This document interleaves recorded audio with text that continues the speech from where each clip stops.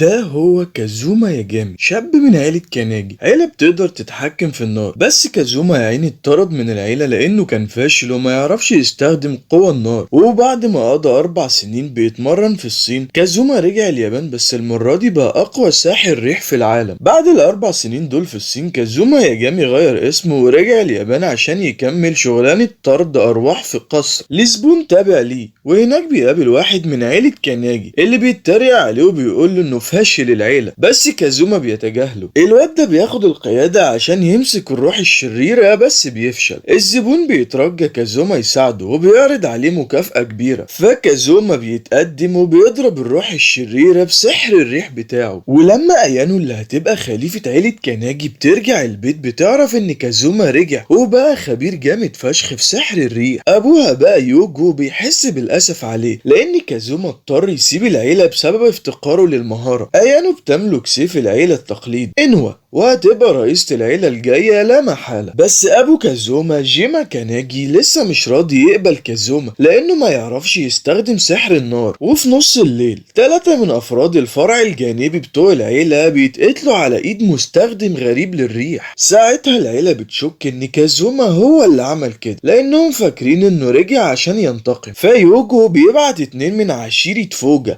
شينجو وتاكايا، عشان يجيبوا كازوما للتحقيق. وايانو كمان بتروح معاهم في السر. وفي الطريق تعويذة ريح بتمسك ايانو، بينما شينجو وتاكايا بيحاولوا يلحقوا كازوما. وهنا كازوما بيقول انه مش شايف نفسه جزء من العيلة دي وبيرفض يروح معاهم. لكن ساعتها مستخدم ريح تاني بيقتل شينجو وتاكايا. ولما ايانو بتوصل بتفتكر ان كازوما هو القاتل، وده بيخلي في ضغينة جديدة بينه وبين عيلته. بعدين جيما بيفكر ان كازوما مش غبي للدرجات دي عشان يكشف عن نفسه كقاتل، وشايف ان الجاني ممكن يكون حد تاني خالص. بس يوجو لسه شايف كازوما مشبوه فيه وعايز جيما يستجوبه. كازوما بس بيبقى نفسه يثبت نفسه قدام ابوه اللي طرده من العيلة من 4 سنين. بس موقف جيما ما اتغيرش خالص. جيما بيفتكر ان كازوما اتعلم سحر الريح عشان ينتقم وبيطلب منه يستسلم فورا. لكن كازوما الغلبان بيبقى عايز بس يثبت نفسه ومصر انه مش هيرجع البيت للعيلة. وهنا جيما بيستخدم اللهب الالهي النادر، بس كازوما بيرد بتعويذته وبيكسب ابوه. من جواه بيبقى مبسوط شوية، بس جواه لسه حاسس بالفراغ لان ابوه لسه مش عايز يعترف بيه ولا بقدراته. كازوما بعدين بيطلب اسعاف لجيما وبيرجع الفندق اللي بيقابل فيه اخوه الصغير رين، وبيسأله لو كازوما عمل عقد مع روح الريح زي ما عيلة كاناجي عندها عقد مع روح النار. وهنا كازوما بيتفادى السؤال ده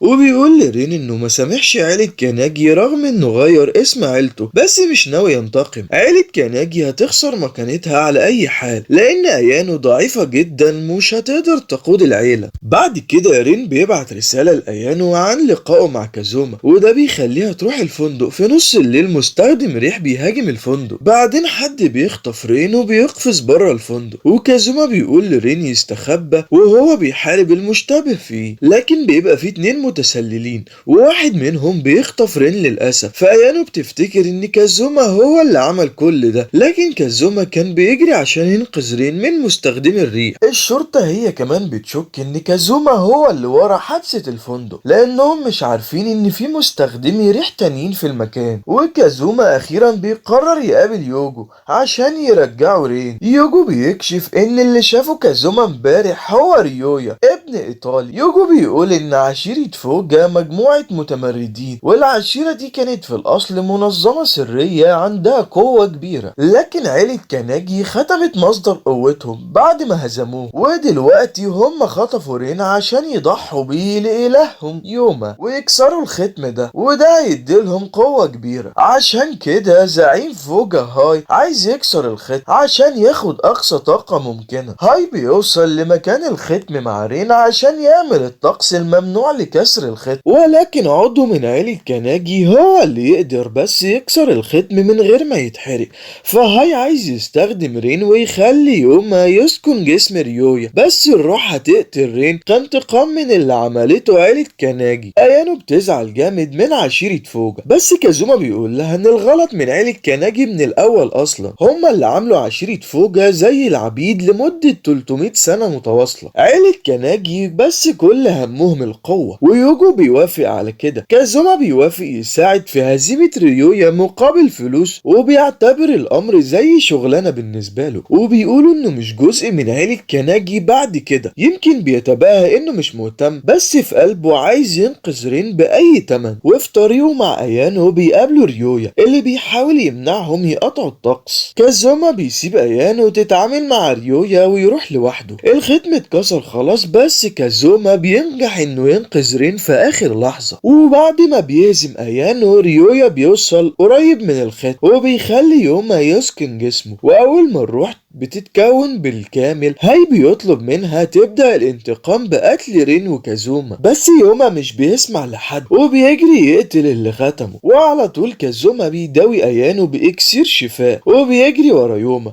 وهو بيطارد يوما بيسيب رين يهزم الارواح الشريرة وبيروح ورا يوما. هو كازوما ساعتها بيجمع كل قوته وتقنياته مع ايانو، بس الهجمات ما بتأثرش في يوما. فكازوما بيطلب من ايانو تكسب وقت لحد ما يجمع طاقة كافية. في الاول ايانو ما قدرتش تعمل خدش واحد للوحش الضخم ده، وبعدين بتفتكر كل الكلام اللي قاله كازوما عن انها ما تستسلمش وتحارب للنهاية، وبتقوم فعلا بعزيمة كبيرة وبتعمل جروح قوية ليوما. بعد كده عيون كازوما بتتغير لونها، وبيستخدم سحر الريح عشان يجمد يوما في مكانه. واول ما ايانو بتاخد الاشارة من كازوما بتطعن يوما بسيفها. تاني يوم على طول يوجو بيدعو كازوما لحفلة احتفال بهزيمة يوما، وهناك بيقابل ميساو واخت كايا وبتتهمه انها هجمت كايا قبل كده، بس كازوما بيدافع عن نفسه بسهولة ويوجو بيعاقب ميساو. تاني يوم ايانو بتخبط في كازوما وهو بره فندق مع بنت. ايانو بتنكر مشاعرها ناحية كازوما، بس بتفضل تتتبعه في البلد كلها. وبيشوفوا كازوما بيقابل ميساو وبيروحوا مع بعض ناحية فندق، لكن ده بيبقى فخ نصبته ميساو عشان تقتل كازوما بقناصة. لكن كازوما بينجح يعدي كل الهجمات دي، وبيقول لميساو انها اتغيرت كتير من ساعة ما اتقابلوا من سنين فاتت. ميساو بتبقى فاكرة ان كازوما هو اللي مسؤول عن موت اخوها، لكن كازوما بيطلب من ايانو ما تعاقبش ميساو لانها مش هتقدر تأذيه على اي حال. وفجأة شخص غامض بيقرب من ميساو وبيعرض عليها قوة عشان تنتقم، وميساو بتتحالف فعلا مع الراجل الشرير ده، وبتبدأ تقتل في مواطنين ابرياء عشان تجمع قوة كفاية تهزم بيها كازوما. وبعد ايام قليلة ميساو بتقتل عشرات من الناس. عيلة كاناجي بتفقد القدرة على التتبع بعد تمرد عشيرة فوجا، فيوجو بيطلب من ايانو تاخد مساعدة كازوما عشان يحققوا في القضية دي. وبمساعدة ايانو كازوما بينجح يتتبع مصدر الطاقة الشريرة وبيوصلوا لمكان ميساو. ايانو بتلاقيها كمان وبتبدأ تهاجم، لكن ميساو بتختفي وبتقول انها ترجع لما تجمع طاقة كفاية تواجه بيها كازوما. الراجل الشرير ده بقى بيساعد ميساو تمتص الطاقة من الأرواح اللي جمعتها، وبيقنعها إنها ما بتعملش حاجة غلط طالما نيتها في الصالح. وهنا يوجو بيدي مسؤولية قتل ميساو لعيلة أواكامي، والمهمة بتتاخد من كازوما، بس هو بيبقى عايز يكمل على أي حال. ايانو بتبقى عايزة توقف كازوما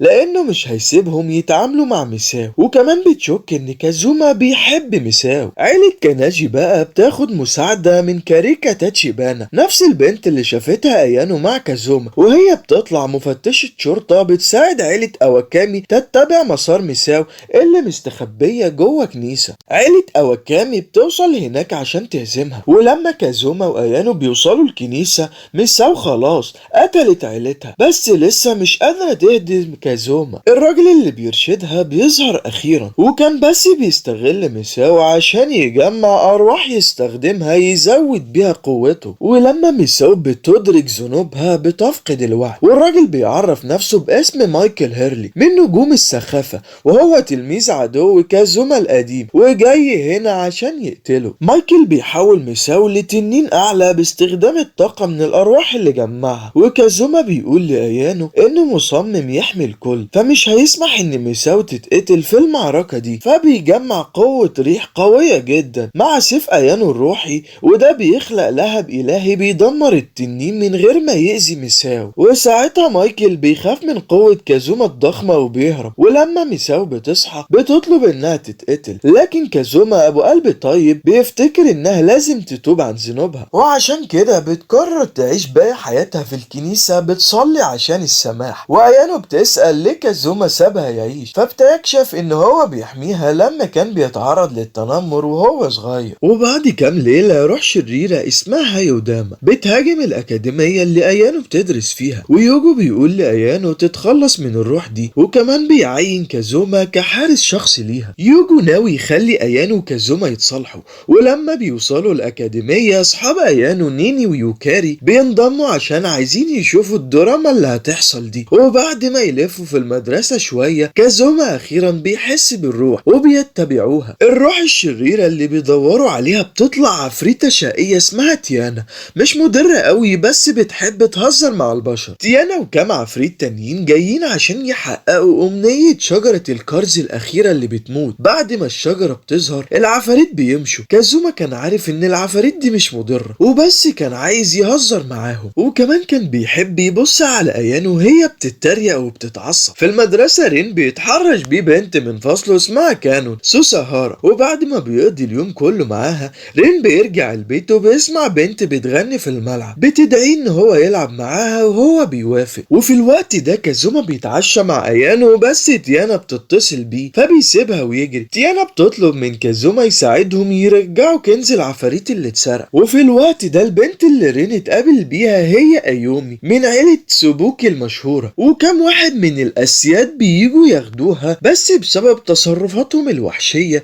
رين بيقرر ينقذ ايومي منهم. وساعتها عيلة سوبوكي بتقول ليوجو ان رين سرق كنزهم، ويوجو بيؤمر يدوروا على رين وبيطلب من ايانو تبقى حذرة جدا. وبالصدفة اللي سرق كنز العفاريت هو كمان من عيلة سوبوكي. العيلة دي افرادها عندهم عقد مع روح الارض ومعروفين انهم ناس اسيا، وده بيخلي كازوما متحمس يحاربهم. عيلة تسوباكي هي كمان مسؤولة عن جبل فوجي. جبل فوجي صار لأول مرة من حوالي 300 سنة، وطاقته اتجمعت عشان تكون وحش ضخم ممكن يجيب كارثة للعالم. رئيس العيلة وقتها صلى لروح الأرض عشان تساعده، فختمت الوحش جوه الجبل، بس ده كلفها للأسف حياتها. الختم ده بيدوم لمدة 30 سنة، فبيضطروا يضحوا بعضو من العيلة عشان يجددوا الختم ده كل مرة. أيومي كانت المختارة المرة دي، فهي عايزة تعمل ذكريات حلوة مع رين قبل ما تموت. مايومي وخادمها يوجي بييجوا ياخدوا أيومي عشان يرجعوا، ورين بيحاول ينقذها بكل قوته، بس هي بتستسلم. أيومي هي واحدة من نسخ مايومي اللي اتخلقت عشان تتضحى بدلها، حتى لو ما اتضحتش هتموت بعد شهر على أي حال. وبعد ما مايومي وأيومي بيرجعوا قصر سوبوكي، كوريها بتغير خطتها وبتتدخل مايومي في الطقس كمان. أيومي عندها نقص في القوة عشان تكمل الطقس، فمايومي لازم تموت لو الطقس اتقاطع. كوريها بقى بتحول أبوها لتمثال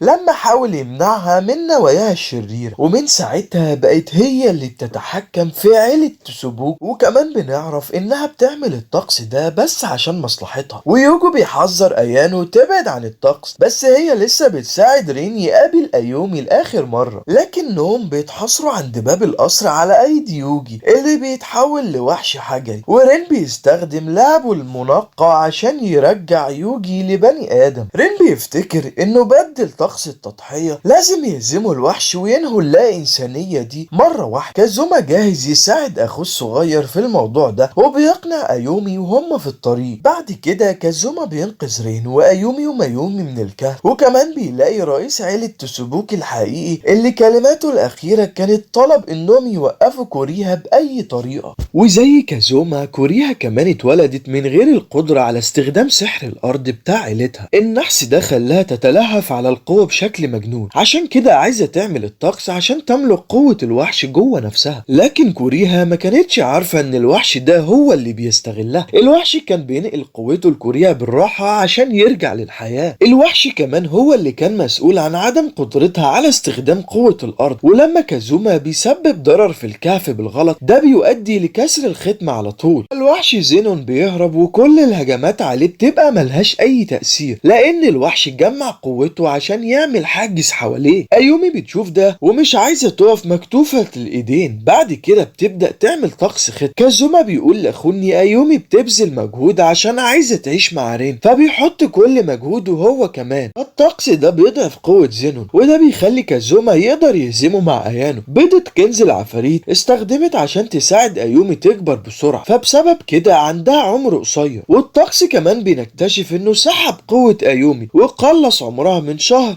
لدقايق، فايومي بتموت في حضن رين من غير اي ندم، لانها انقذت حيوات كتير وقضت وقت حلو مع رين. كازوما ساعتها بيشوف كل ده بقلب تقيل وحزين جدا، وبيتمنى يبقى اقوى عشان يمنع حاجات زي دي في المستقبل. بنوصل لنهاية الفيديو، يا ريت لو عجبكم تعملوا لايك وتشتركوا في القناة، ويلا سلام.